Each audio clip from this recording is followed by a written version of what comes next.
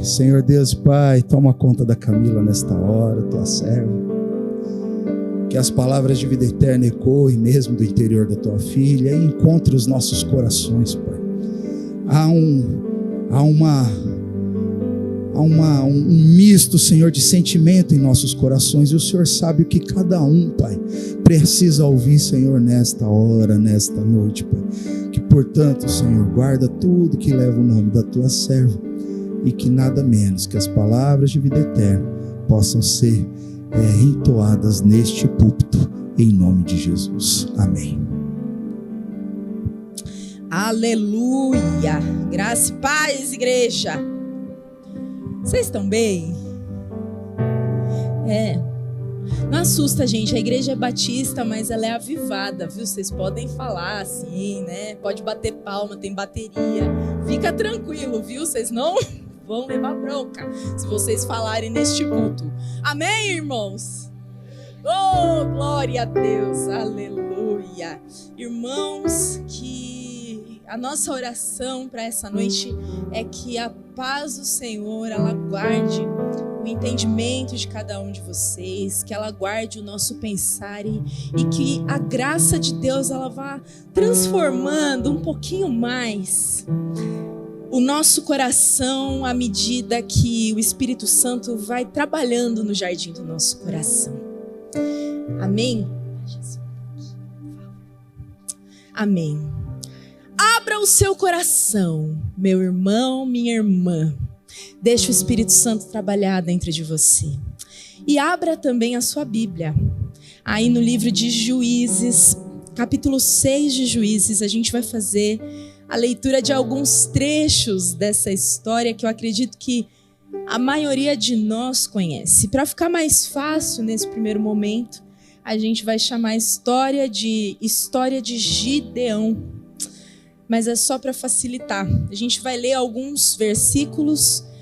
Abra aí, vamos ler dos versículos 1 a 10 nesse primeiro momento.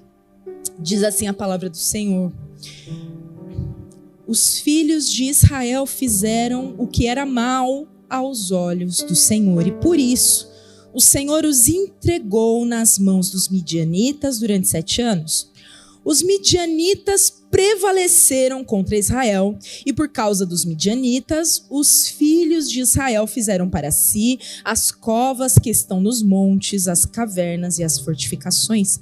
Porque cada vez que os israelitas semeavam, os midianitas, os amalequitas e os povos do Oriente os atacavam. Acampavam em Israel, destruindo os produtos da terra até a vizinhança de Gaza, e não deixavam em Israel sustento algum, nem ovelhas, nem bois, nem jumentos, pois vinham com o seu gado e as suas tendas como uma nuvem de gafanhotos. Guarde este termo, nuvem de gafanhotos. Eram tantos que não se podia contar, nem a eles, nem aos seus camelos, e entravam na terra para a destruir. Assim, Israel ficou muito debilitado com a presença dos midianitas. Então, e só então, os filhos de Israel clamaram ao Senhor. Quando os filhos de Israel clamaram ao Senhor por causa dos midianitas, o Senhor lhes enviou um profeta que lhes disse: assim diz o Senhor, Deus de Israel: eu tirei vocês do Egito, da casa da servidão. Eu os livrei das mãos dos egípcios e das mãos de todos os opressores. Eu os expulsei e dei a vocês a terra deles, e disse: eu sou o Senhor, o Deus de vocês. Não adorem os deuses dos amorreus em cuja terra vocês estão morando. Mas vocês não deram ouvidos à minha voz. O livro de Juízes, irmãos, é uma leitura urgente para todo filho e toda filha de Deus. Se você nunca leu esse livro de capa a capa, eu recomendo fortemente que você não perca tempo e faça essa leitura. O livro de Juízes está registrado na palavra de Deus por um motivo muito importante. Cada história de cada juiz vai mostrar pra gente um nível de degradação, de corrupção moral e espiritual que o povo de Deus ia atingindo ao longo do tempo.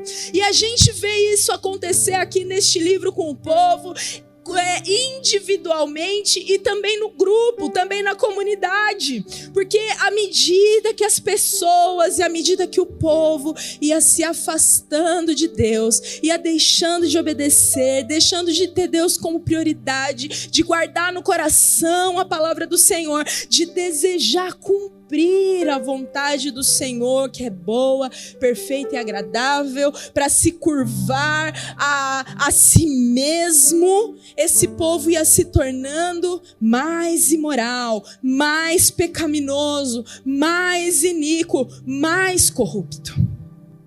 Lutero disse uma vez que o ser humano é alguém tão curvado em si mesmo que ele não usa apenas os bens físicos, mas ele usa até os bens espirituais para os seus próprios propósitos e em todas as coisas busca apenas a si mesmo.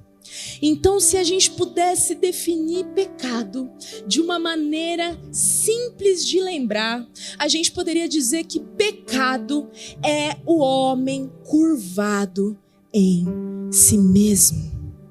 Aquele povo pecava porque tinha deixado de buscar unicamente, plenamente e intensamente cumprir a vontade de Deus para seguir na direção oposta, buscando os seus próprios interesses, buscando servir e satisfazer aos seus próprios desejos, deixando Deus em segundo plano. Mas espera aí.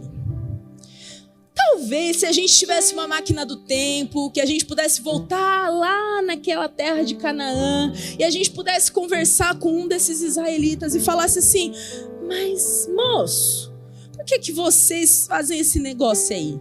Por que vocês deixam Deus de lado assim? Por que será que depois de tudo que Deus fez por vocês, vocês ainda têm coragem de deixar Deus em segundo plano? Depois de Deus mostrar com tantos detalhes qual era a vontade dele para vocês, como que vocês são capazes de deixar Deus de lado desse jeito? Por que vocês fazem isso? Talvez esses israelitas, eles se sentiriam até um pouco ofendidos. Porque como assim a gente deixou Deus de lado? A gente ama Deus, mas sabe como é que é?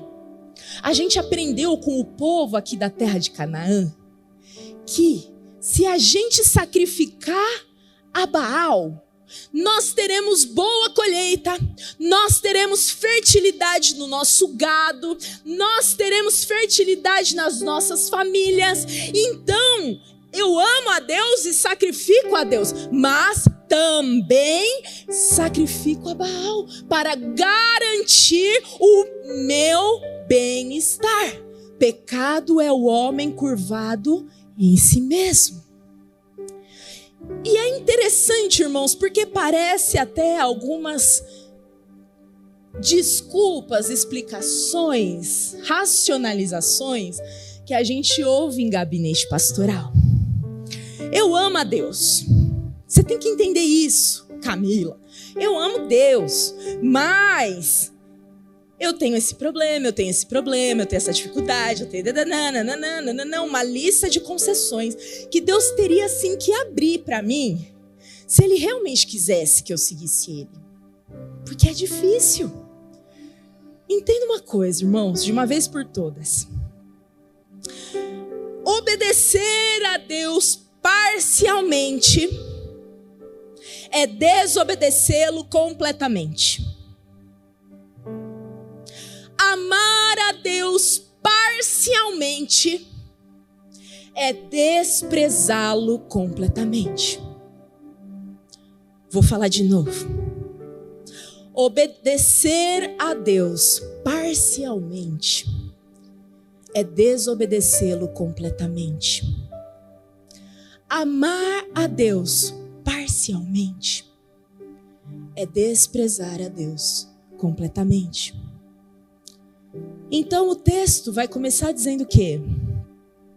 Que os filhos de Israel fizeram o que era mal aos olhos do Senhor. E por isso, Deus os entregou nas mãos dos midianitas. Assim como Deus, criador de todas as coisas, olha lá em Gênesis para a sua criação e vê que tudo aquilo que havia sido criado era bom. Agora ele olha para o seu povo de propriedade exclusiva, que era Israel, e ele vê que aquilo que Israel fazia era mal. E o problema, irmãos, é que isso não tinha acontecido uma vez só, o que já seria muito chocante. A gente vê que Adão e Eva pecaram uma vez só? Foi uma? Foi um pecadinho? O que a gente aprende no departamento infantil? Pecado, pecadinho, pecadão. Isso não tem pecado, pecadinho e nem pecadão. Desobedecer a Deus, obedecer a Deus parcialmente é desobedecê-lo completamente. Então, o pecado de Israel já seria algo gravíssimo.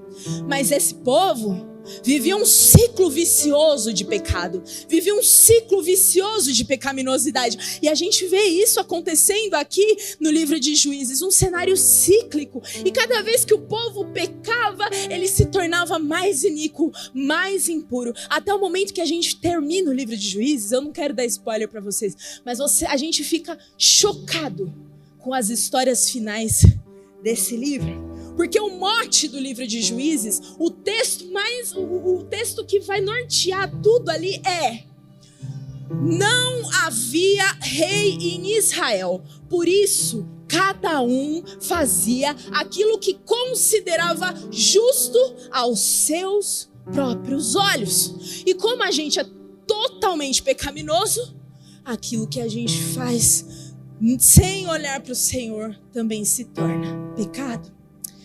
O ciclo vicioso que a gente vê aqui em Juízes é: o povo peca, daí o povo é punido pelo pecado, daí o povo pede socorro, aí surge um libertador, um juiz libertador, a paz é estabelecida, mas o juiz, que é de carne e osso, morre, e o povo peca, e o povo é penalizado, e o povo pede socorro, surge um juiz, a paz, o juiz morre, que é de carne e osso, e o povo peca, vira música. Era o ciclo vicioso de Juízes. Antes de Gideão, que é assim o personagem dessa história que a gente está lendo, o povo havia vivido 40 anos de paz sob o juizado, sob o governo de Débora e Baraque, mas esses dois juízes morreram, e sem um líder libertador, o povo volta a fazer o que era mal, e dessa vez ele é entregue nas mãos do que a gente leu aqui no 6:5, de uma nuvem de gafanhotos opressores. É assim que esses povos que estavam ao redor de Israel são determinados aqui, são nomeados aqui. E é muito interessante o autor de Juízes descrever esses povos pagãos opressores como nuvem de gafanhotos. Sabe por quê? Porque não é aleatório. Quando a gente olha para Deuteronômio, no momento em que Deus está prestes a entregar Canaã nas mãos do povo de Israel, ele vai colocar uma parte desse povo sobre o monte Gerizim, e uma outra parte sobre o monte Ebal. Gerizim era o monte em que foram proclamadas inúmeras bênçãos e mais bênçãos que seriam derramadas sobre o povo, caso este povo obedecesse e guardasse a lei do Senhor. O monte Ebal foi colocado um povo que também seria declaradas maldições e mais maldições e mais maldições que aconteceriam caso este povo não guardasse a lei do Senhor. E o que a gente está vendo aqui é um povo que definitivamente não guardou a lei do Senhor. E por isso, em Deuteronômio 28, 38, 42 e 45, a gente vai ler o seguinte.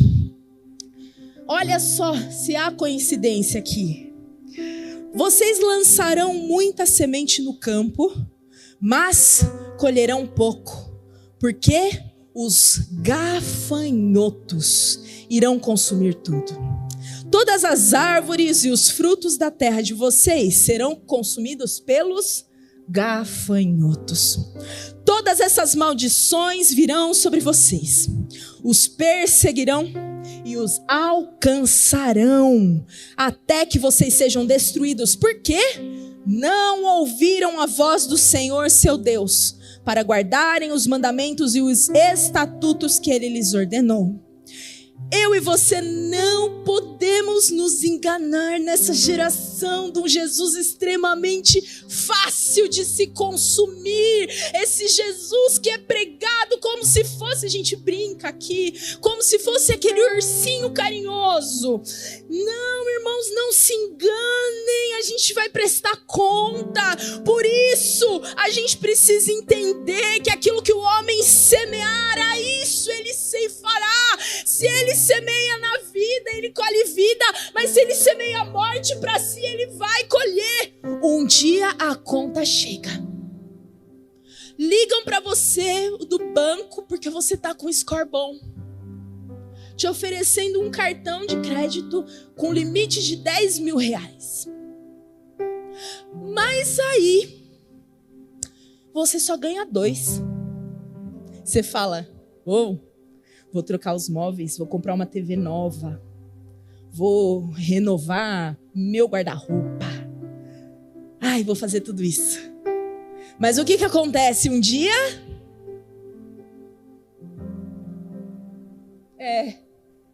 E aí você descobre que é muito interessante. A gente nunca consegue fazer essa conta. Que de 50 em 50 vai dar 3 mil, 4 mil, 5 mil no final do mês. É uma conta simples, mas nosso coração não consegue fazer. Um dia a conta chega. E esses povos pagãos que estavam ao redor de Israel eram como uma nuvem de gafanhotos cercando a terra e consumindo todos os recursos da terra. Exatamente como Deus já tinha falado que ia acontecer. Mas aqui ele nomeia especificamente 2 povos: midianitas e amalequitas. Isso é coincidência? É coisa pra gente passar batido? Não, não é coisa pra gente passar batido. Midianitas são descendentes diretos de Abraão, meio-irmãos do povo de Israel. Lá em Gênesis 25, a gente vê que após a morte de Sara, Abraão coloca aí a sua concubina como esposa. E essa concubina dá origem a Midian e outros filhos que são levados para longe. Abraão leva esses filhos lá para o Oriente, para que Isaac, o filho da promessa, não fosse oprimido por esses meio-irmãos. Mas agora a gente vê que o Senhor permite que estes povos do Oriente se coloquem ao redor do filho da promessa. Por quê? Porque neste momento eles estão recebendo o pagamento dos seus pecados. Os amalequitas, gente, foram pedra no sapato de Israel desde a saída do Egito. Israel sai do Egito, está andando rumo à terra prometida, morrendo de sede, cansados, chegam em Refidim. E lá, os amalequitas vendo uma oportunidade de roubar, de saquear aquele povo, vão contra Israel. E aí a gente tem aquela história muito famosa, de que Deus se levanta contra os amalequitas, coloca Moisés com as 2 mãos erguidas, e quando Moisés não conseguia manter a mão levantada, o povo perecia. Mas quando Moisés mantinha a mão levantada, o povo prevalecia contra os amalequitas. E o mais lindo disso é, um altar foi erigido, e ali era Deus declarando que não vai sobrar um amalequita sobre a face da terra. Vocês vão dizimar até o último. E aqui em Juízes, muito tempo depois da saída da terra do Egito, estes povos amalequitas mais uma vez surgem na vida de Israel. Pedra no sapato. E por que é que Deus permite, gente? Eu já falei aqui que é uma paga, é uma punição, é um castigo de Deus contra o povo. Mas Juízes 2, 21 e 22 vai dizer que Deus não ia mais expulsar os povos pagãos da terra de Canaã. Por quê? Porque por meio destes povos, Deus colocaria à prova Israel, para ver se o povo ia guardar o caminho do Senhor ou não, como os pais guardaram. O fato, então, de Israel ter que conviver diretamente com esses povos pagãos, com a corrupção desses povos pagãos todo santo dia, provaria se o coração dele estava em Deus ou não. O fato de eu e você convivermos todos os dias com a corrupção da terra, que desse mundo que jaz no maligno, prova o nosso coração, revela se nós somos verdadeiramente discípulos de Cristo ou apenas admiradores que estão lá no meio da multidão. Mas o povo vai clamar a Deus por socorro. E esse Deus, ele é tão cheio de misericórdia e amor que ele vai preparar um novo libertador.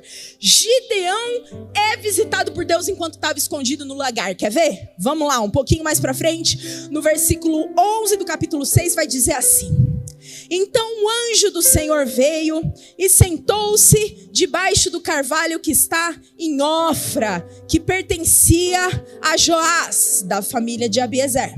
Gideão, filho de Joás, estava malhando trigo no lagar, para pôr a salvo dos midianitas. Então o anjo do Senhor lhe apareceu e lhe disse: o Senhor está com você, homem valente. Gideão respondeu: ah, meu Senhor, presta atenção como ele responde aqui. Não sei se na tua Bíblia meu Senhor está em letra minúscula, na minha tá. Então marca isso que é importante. Ah, meu Senhor, se o Senhor estivesse comigo, está conosco, por que nos aconteceu tudo isso? E onde estão todas as suas maravilhas que os nossos pais nos contaram? Eles disseram: o Senhor nos tirou do Egito, porém agora o Senhor nos abandonou e nos entregou nas mãos dos midianitas. Então o Senhor está com letra maiúscula aí? O Senhor se virou para Gideão e disse: vá nessa força que você tem e livre Israel das mãos dos midianitas. Não é verdade que eu estou enviando você? Gideão respondeu: ah, meu Senhor. De novo o Senhor com letra minúscula, né? Como livrarei Israel? Eis que a minha família é a mais pobre em Manassés e eu sou o menor na casa de meu pai. Mas o Senhor disse, Senhor com letra maiúscula de novo, guarda isso aí. Já que eu estou ao seu lado, você derrotará os midianitas como se fossem um só homem. Gideão respondeu: se de fato encontrei favor aos teus olhos, dá-me um sinal de que és tu, Senhor, com letra maiúscula, que está falando comigo. Peço que não te afastes daqui até que eu volte, traga a minha oferta e a coloque diante de ti.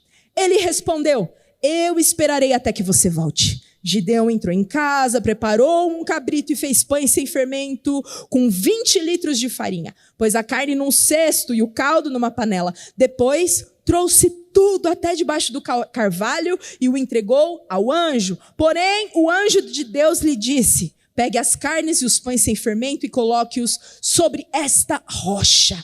Derrame o caldo em cima. Foi o que Gideão fez. Então o anjo do Senhor estendeu a ponta do cajado que trazia na mão e tocou a carne e os pães sem fermento. Saiu fogo da rocha e queimou a carne e os pães, e o anjo do Senhor desapareceu da presença dele.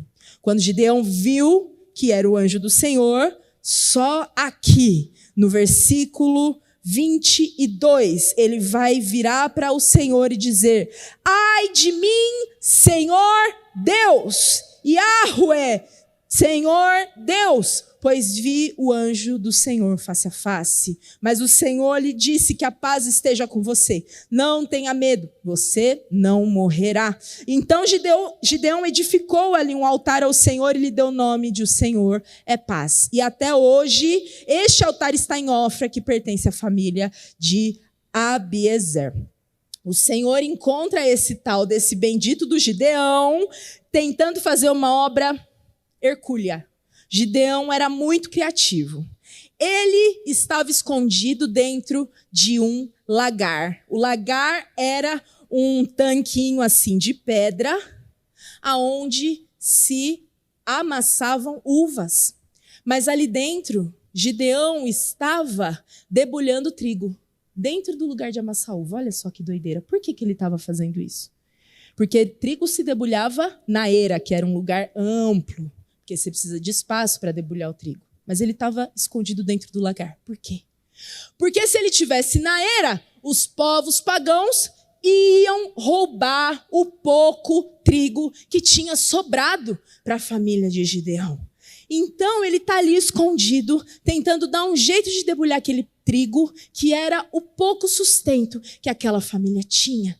E a família de Gideão já era tão marcada por esses povos, por esses 7 anos de opressão. Havia tanta dor dentro do peito daquela família, que Gideão, ao encontrar com o Senhor, ele nem reconhece quem é que falava com ele. Para vocês terem uma ideia, lá em Juízes 8, a gente vai ver Gideão resgatando e aprisionando 2 reis midianitas. E ele vai virar para esses reis e vai falar: vocês lembram quando vocês estavam lá naquele lugar, aqueles moços que vocês mataram? Eles vão falar: é mesmo, pareciam príncipes igual a você. Gideão vê os seus irmãos serem mortos por esses povos. São marcas que esse homem carregava. Ele tinha experimentado alguns desses 40 anos de paz. E agora ele vivia debaixo de constante medo, ameaçado, escondido, marcado. E a pergunta de Gideão é: onde estava Deus? Gideão, ele tinha ouvido as histórias da libertação. Ele tinha ouvido as histórias de como aquele povo tinha recebido bondade do Senhor no passado. Mas agora ele se sentia abandonado por Deus. O agir de Deus parecia só uma tradição, uma história tradicional de Israel. Uma coisa que ficou lá atrás no passado. Gideão estava entre os israelitas, que Juízes 2 vai falar que são, a partir da 2ª geração dos que entraram na terra, pessoas que não conheciam a Deus. E isso vai ficar bem claro nessa conversa com o Senhor, que eu fiquei enfatizando aqui. Preste atenção no português, preste atenção nesses termos. Olha só, aqui é a própria presença de Deus que se revela para Gideão. Mas quando Gideão se volta para a presença de Deus, ele se refere à figura divina, não pelo nome pessoal, que o povo já tinha aprendido lá desde Moisés, que era Yahweh. O Deus, o grande eu sou. Não, ele se refere a essa presença de Deus como meu Senhor, que no hebraico quer dizer Adoni. Era um termo, uma forma polida e geral de tratamento para você se referir a uma figura de autoridade. No versículo 17, ele vai pedir uma prova de que era realmente Deus que estava falando com ele. E mais uma vez, ele não vai usar o nome pessoal de Deus. Ele precisava reconhecer que era Deus que estava ali. Por que ele precisava reconhecer que era Deus que estava ali? Porque ele não conhecia mais a Deus. E é só no versículo 21, quando ele reconhece o holocausto que é feito ali naquele altar, que Gideão vai se curvar desesperado, da mesma maneira como a gente vê Isaías, no capítulo 6 de Isaías, se curvar desesperado, com medo, porque ninguém pode ver a presença do Senhor, ninguém pode ver o Senhor e permanecer vivo. E ele fala: ai de mim, porque eu vi o Senhor Yahweh. Olha, gente, toda uma conversa que Gideão tem com Deus, sem reconhecer diante de quem ele estava.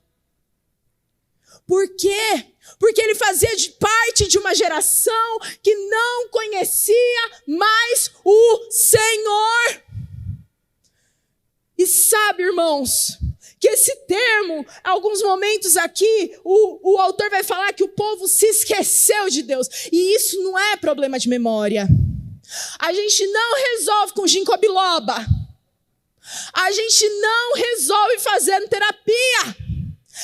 Este problema aqui não tem a ver com cabeça. Eles tinham tudo bem registradinho aqui, ó, no intelecto deles. Eles sabiam as histórias, eles sabiam as tradições, eles sabiam como preparar as coisas para esse Deus. Mas eles sabiam aqui, o problema estava no coração. Por quê, irmãos? Porque aquilo tinha se tornado uma cultura para Israel, que eles usavam, que eles faziam, que eles praticavam cultos e festas e tudo mais. Mas, a hora que terminava a festa anual, a hora que terminava o sacrifício anual no templo, o que eles faziam? Bora voltar para a nossa rotina, bora voltar para o nosso dia a dia. Aquilo que eles sabiam sobre Deus não tinha nenhuma relevância prática para o dia a dia daquele povo. Eles lembravam de Deus nos dias de festa, igual a gente lembra de Deus nos dias de culto. E passadas as festas, eles seguiam a vida. Assim como a gente, passados os cultos, também segue a nossa vida. A questão é, irmãos, se Deus não tem o seu coração, se a adoração ao Senhor não é o centro da sua vida, com certeza o seu coração será ocupado pelos deuses da terra. Por quê? Porque você foi criado por Deus para adorar. Todo mundo adora alguém ou alguma coisa. Todo mundo adora. Vocês estão comigo aqui? Todo mundo adora alguém. Se o teu coração não tem Deus como centro de adoração da tua vida, você com certeza estará dando lugar e espaço para os ídolos da terra. E qual é o maior ídolo da terra? Qual é o maior ídolo da terra? Aí você vai falar, é trabalho, é família, é dinheiro, é amor, é realização. Não, o maior ídolo da terra sou eu em mim mesmo. Pecado é o homem curvado em si mesmo. O teu maior ídolo sabe quem é? Você mesmo. É. Você sabia disso? Você mesmo. Porque a gente vive numa terra, num tempo em que a busca por autossatisfação, ela é o máximo. Ela é o máximo. Eu tenho que me cuidar, eu tenho que me amar, eu tenho que me nununã, sempre o mi na frente. Eu tenho que nananá. Eu tenho que nananá. Porque eu sou importante. Eu cuido demais dos outros, eu tenho que cuidar mais de mim. Ídolozinho nascido no meu coração. E Deus nisso tudo, o que ele se torna?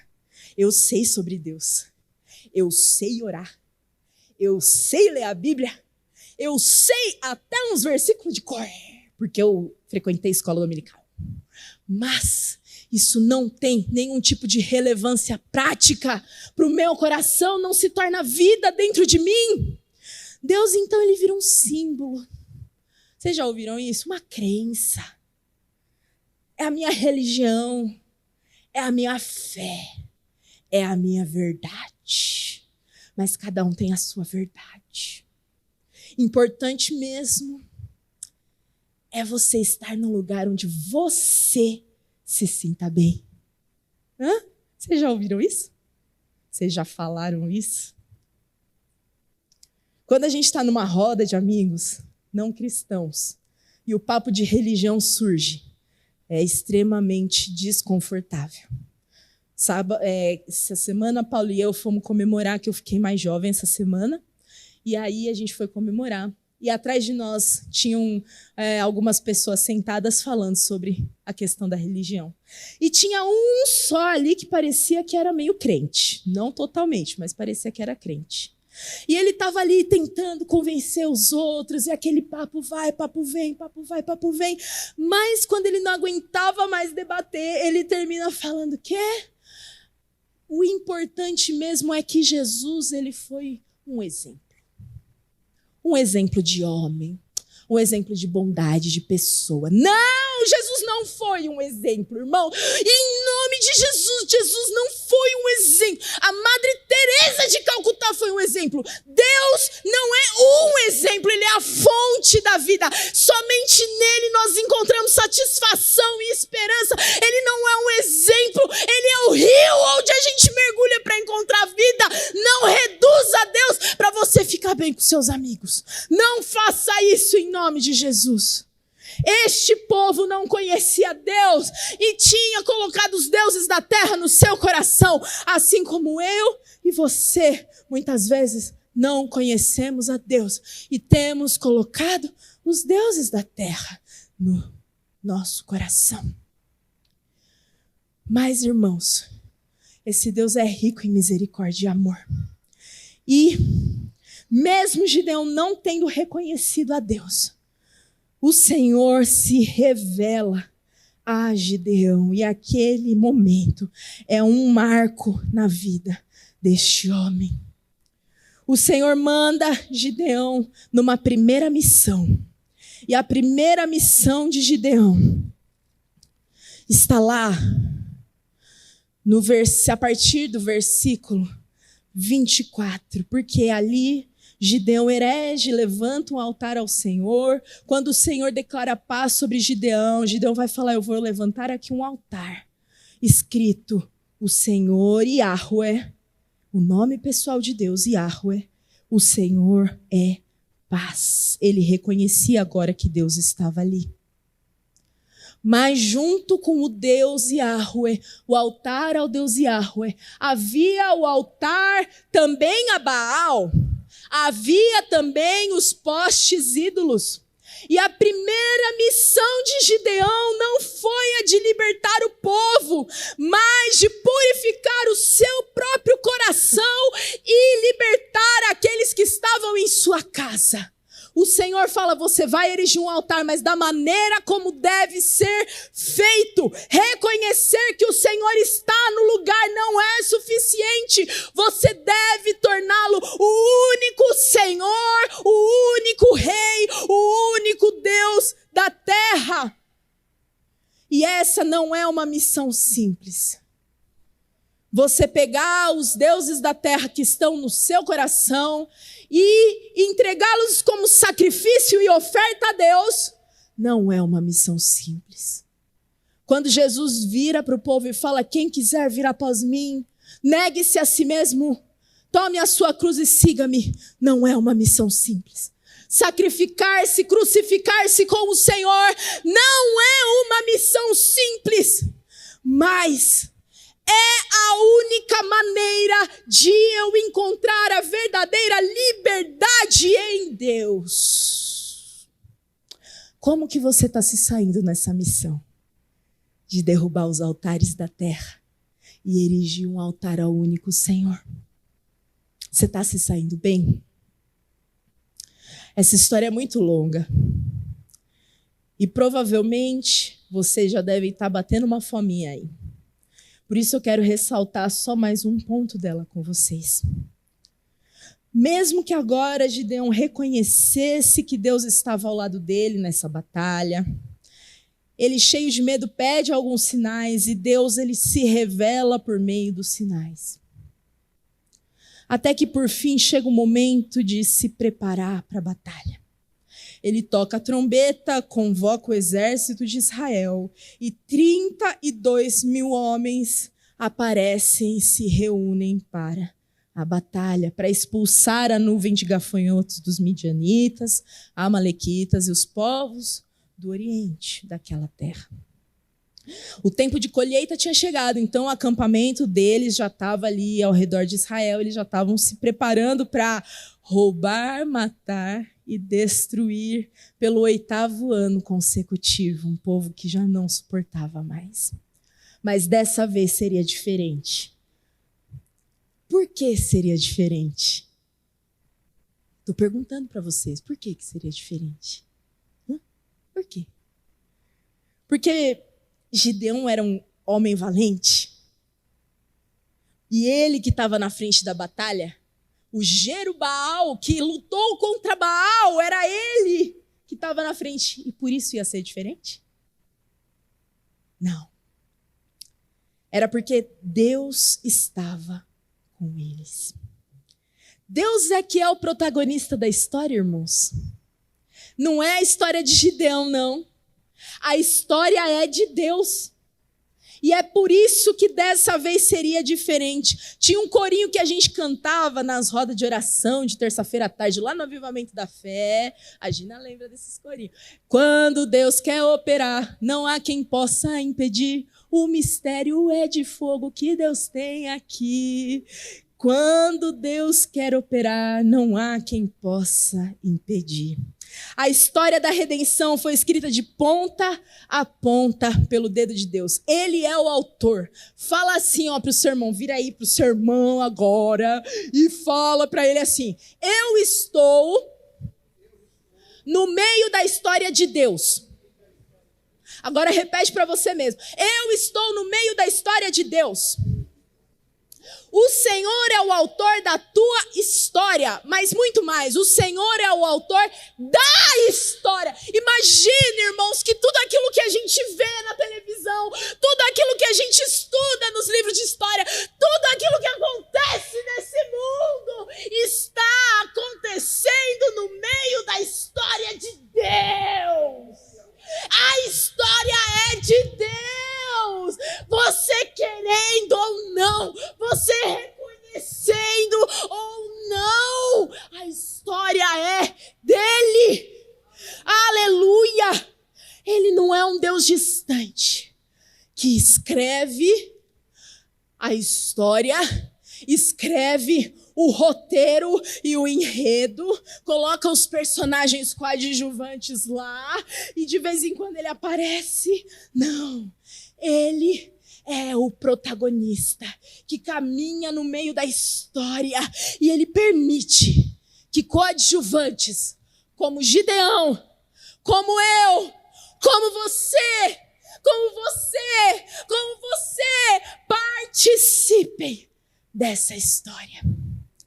Deus chama Gideão para participar, não era a missão de Gideão, era a missão de Deus, gente.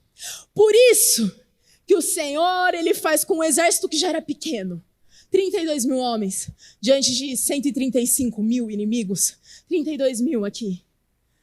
O Senhor manda 31.700 para casa e fica só com 300 ali. Para quê?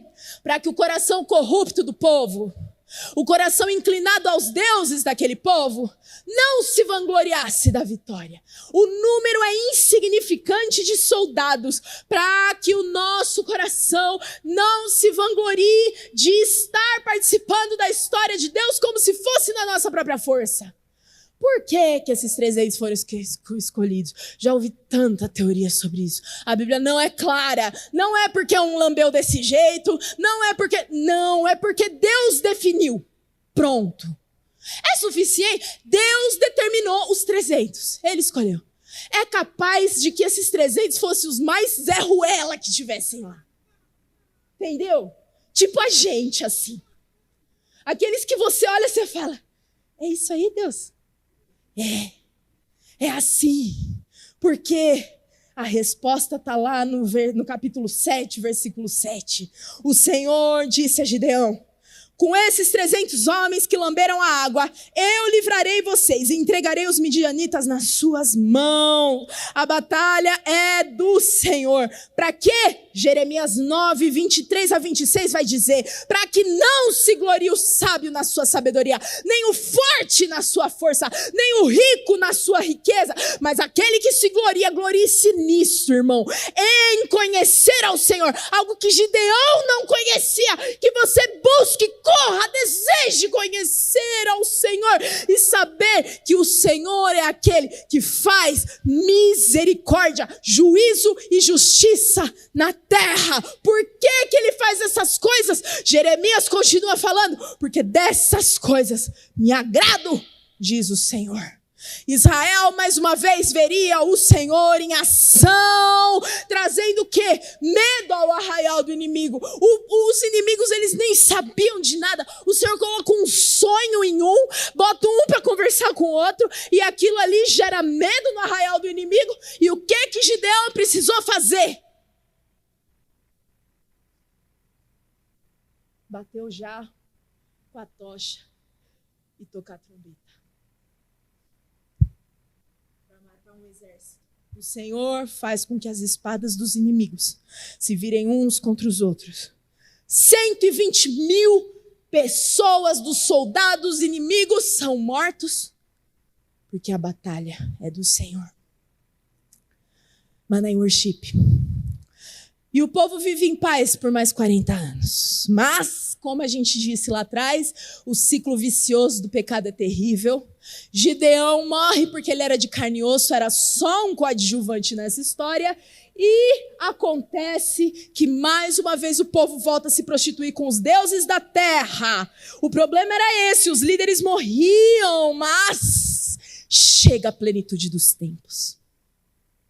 Surge aquele que João Batista declara aqui, nos batizaria com o Espírito Santo e com fogo. E olha só, Jesus é aquele que tem a pá nas mãos e que vai limpar a eira, não escondido num lagar como estava Gideão, mas ele vai limpar a eira, ele vai limpar o trigo, ele vai limpar a sua colheita. No celeiro ele vai armazenar aquilo que é bom e aquilo que é sujeira do trigo vai ser lançado no fogo, num fogo que nunca se apaga.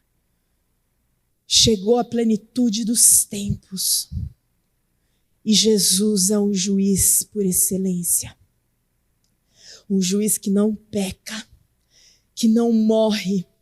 O ciclo vicioso do pecado acabou, porque agora existe rei em Israel. E você não precisa mais viver de acordo com aquilo que você considera justo, porque o caminho da justiça é indicado pelo próprio Cristo por meio do seu Espírito Santo que habita o meu e o seu coração. Então não tem mais ciclo vicioso de pecado. O pecado não tem mais domínio sobre a sua vida, irmão. Se você tem lutado contra um pecado aí, eu quero dizer para você, ciclo vicioso de pecado é mentira de Satanás. Nós estamos debaixo da graça e por isso o pecado não tem mais domínio sobre nós. Descansa o teu coração, eleva os teus olhos para os altos montes de onde vem o teu socorro, porque o Senhor Jesus Cristo é o nosso libertador perfeito. Ele não é um coadjuvante na história como era Gideão,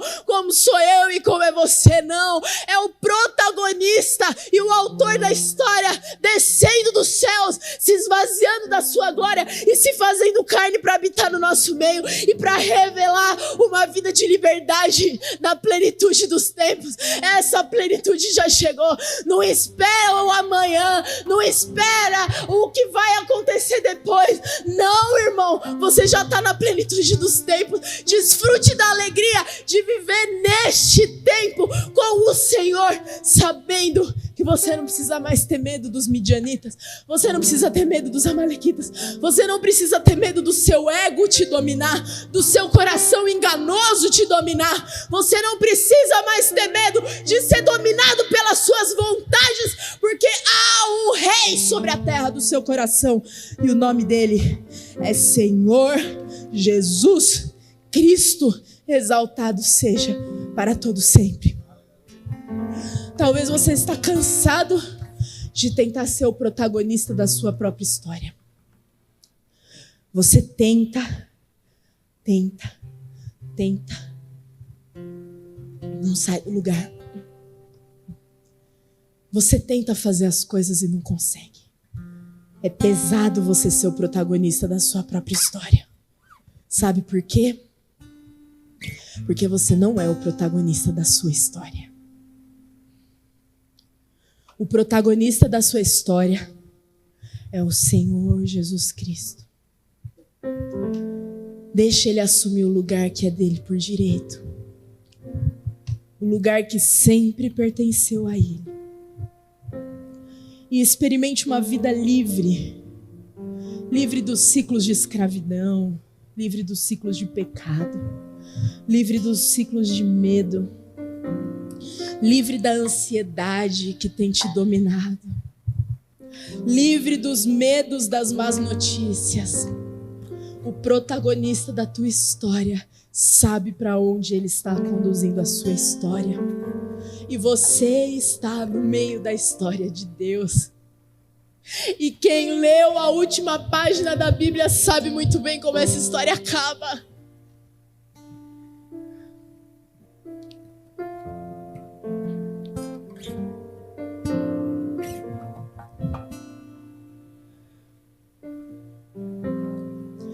Que diremos então à vista dessas coisas?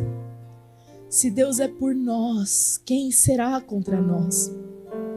Aquele que não poupou o seu filho, mas por todos nós o entregou, será que não nos dará graciosamente com ele todas as coisas? Quem tentará acusação contra os eleitos de Deus? É Deus quem os justifica. Quem os condenará é Cristo, quem morreu, ou melhor, quem ressuscitou, o qual está à direita de Deus e também intercede por nós. Quem nos separará do amor de Cristo? Será tribulação, angústia, perseguição, fome, nudez, perigo ou espada? Como está escrito, por amor de ti somos entregues à morte continuamente, fomos considerados como ovelhas para o matadouro. E em todas essas coisas, porém, somos mais que vencedores, por meio de quem? Do protagonista dessa história, aquele que nos amou. Porque eu tenho total certeza, eu estou muito bem certo de que nem a morte, nem a vida, nem os anjos, nem os principados, nem as coisas do presente, nem do porvir, nem os poderes, nem a altura, nem a profundidade, nem qualquer outra criatura pode nos separar do amor de Deus que está em Cristo Jesus, nosso Senhor, por meio de quem nós somos mais do que vencedores. E experimente a liberdade de estar não no meio da tua própria história, mas no meio da história de Deus. O Deus que decidiu te dar liberdade e vida em abundância. Amém.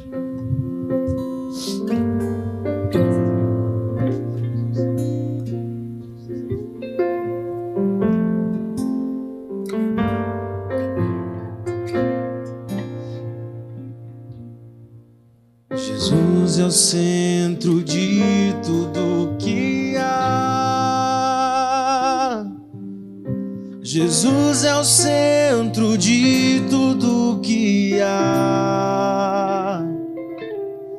O início e o fim, desde a eternidade, tudo é sobre Jesus.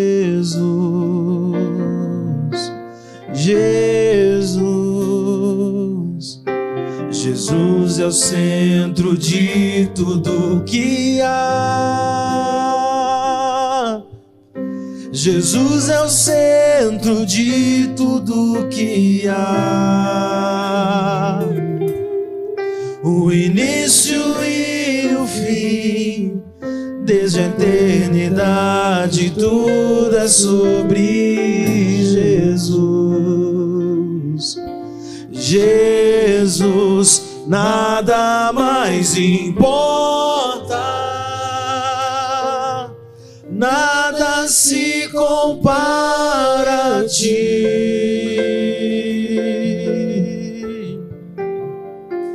Jesus, tu és o centro e tudo aponta para ti.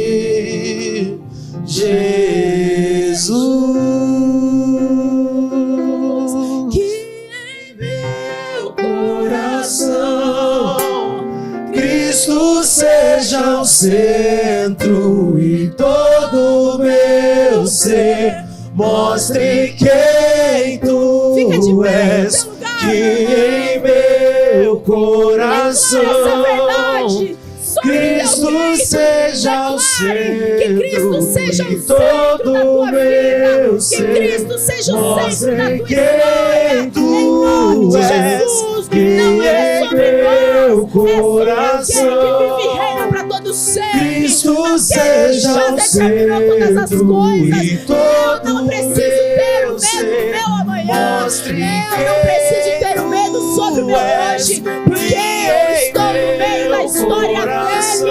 É tudo sobre ele. Cristo seja o centro e todo meu ser mostre quem tu és. Mais importa.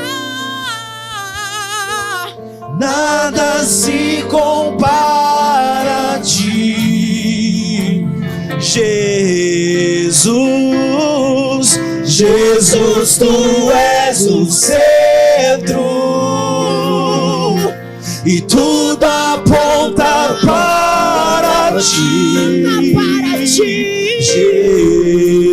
Jesus, nada mais importa. Nada se compara a ti, Jesus. Jesus, tu és o centro, tudo aponta para ti, Jesus. Senhor, nosso Deus e nosso Pai. Senhor, nosso Deus e nosso Pai, declaramos as cadeias e as correntes quebradas nesta noite, em nome de Jesus, sobre todo pensamento, sobre todo coração que continua travado e aprisionado em seu próprio entendimento. Nós declaramos que o Deus que quebra cadeias e correntes, que está aqui neste lugar, tem encontros marcados aqui nesta noite. Nós te adoramos, Senhor, na beleza da tua santidade, ó Deus, porque sabemos que podemos descansar em meio às tempestades, podemos descansar em meio ao cerco inimigo, porque aquele que um dia decidiu libertar o povo, aquele que um dia decidiu libertar o meu coração, continua cumprindo a sua boa, perfeita e a vontade agradável. Quer o homem queira, quer o homem não queira, ele continua na história de Deus e não há como fugir do Senhor. Não há como fugir do Senhor. Se eu corro pro mais alto lugar, lá o Senhor tá. Se eu desço pro mais profundo abismo, lá o Senhor tá. Se eu armo a minha cama no meio dos mortos, lá o Senhor tá. O Senhor está em todo lugar, buscando os seus. E aqui neste lugar está o teu povo, Senhor. Aqueles que se chamam pelo seu nome, que carregam orações, louvores, versículos e rotinas religiosas em seus lábios. Mas nós queremos também, Senhor, experimentar em Ti o reavivamento dos nossos corações. Limpa-nos de tudo aquilo que é impuro. Limpa-nos de tudo aquilo que é imperfeito em nós. Limpa-nos de toda a corrupção deste mundo que tem contaminado os nossos corações. Que nós possamos ser convencidos pelo Senhor de todo pecado, justiça e juízo, Senhor. Confronta-nos, Senhor Jesus, com aquilo que nós precisamos nos arrepender em Ti, Senhor, para que nós possamos viver uma vida não mais escravos, não mais escravos do medo nem do pecado, mas livres, livres, livres no Senhor, livres em Ti, ó Deus. Faça assim como quem recebe. Aleluia. Que o amor do nosso Deus e Pai, que a graça de Cristo Jesus, o nosso Senhor e Salvador, e as eternas consolações do Espírito Santo de Deus estejam sobre a vida de cada um de nós, queridos irmãos, que vocês possam experimentar uma semana de paz, de alegria, no Espírito Santo de Deus. Em nome de Jesus, vão na paz. Que Deus os abençoe. Amém. Quem tu és, que em meu coração Cristo seja o centro e todo meu